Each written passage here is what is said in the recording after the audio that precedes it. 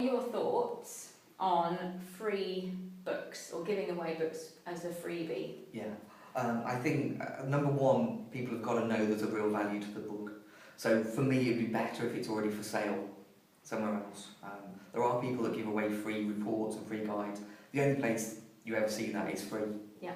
So if there is actually there are alternative ways of getting it where you pay, then you've increased the value of the thing that you're giving away for free. And I would always say you've got to have it as part of your marketing strategy. There's got to be a longer term gain involved. If you're just giving books away free, willy-nilly with no strategy, you're just giving away something you could have sold. Yeah. So I would say as a lead generator, a free book could be a really good thing.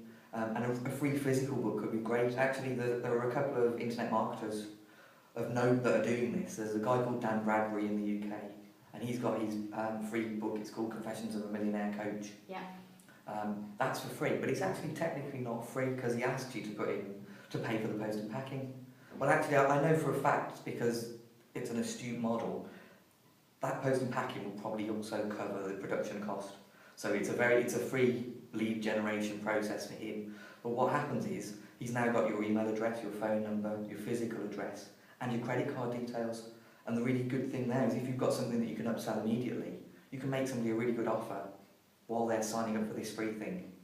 Immediately increase the value of that and keep going. You've got their credit card details, so you just add stuff to the cart. There's actually a high rate of people doing that as well, isn't there?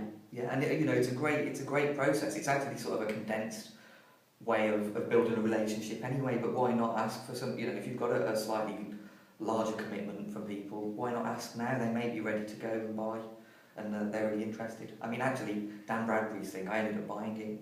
I know a friend of mine. I don't know who came up with the idea first to use it in specifically this way, but he bought the Frank Kern book to see the process, and it's a very similar process. And these people are making a lot of money, so I'd say if they've got a strategy and it's working, why not duplicate it? But I would say neither of those books are for sale anywhere else.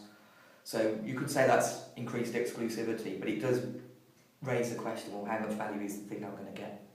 Yeah, and then you've got other people like Nigel Botterill and Dan Kennedy and people like that, who you can, their books are readily available to buy. You can walk into a bookshop and buy one, but they also send them out for, say, memberships. If someone's taking a free trial of a membership, they'll send you the book. Yeah. And obviously with that, you're building a relationship with that person, almost on a one-to-one basis, but without physically being there. The likelihood is majorly increased that they're going to then join up, isn't it? Yeah, that's it. I think it's about the commitment. It's like a gift to say thank you. And people do genuinely value something if they know they would have otherwise had to pay for it. Even if it's like £4.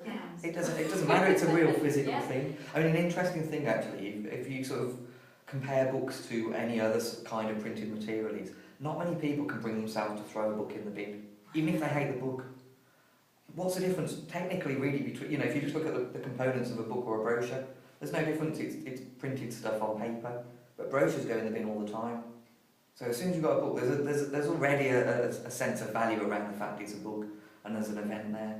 Absolutely, and I'm one of those. I've got lots of books, and lots of books that were cheap to buy, easy to read, I will never read again, but you do still feel loath to part with it. You just think, I might read it again. It's a funny thing. It's very different to a brochure, which you would think, or with an e-book, obviously, you can just forget about it. Yeah, exactly. Or it just sits on your desktop, gathering cyber dust. Absolutely. So a free book is a good idea as long as there's a strategy behind it. You've got to building your list is got to be one of the best strategies. Building your list, or actually encouraging people to make a very small next step as far as moving the relationship forward from interested to customer.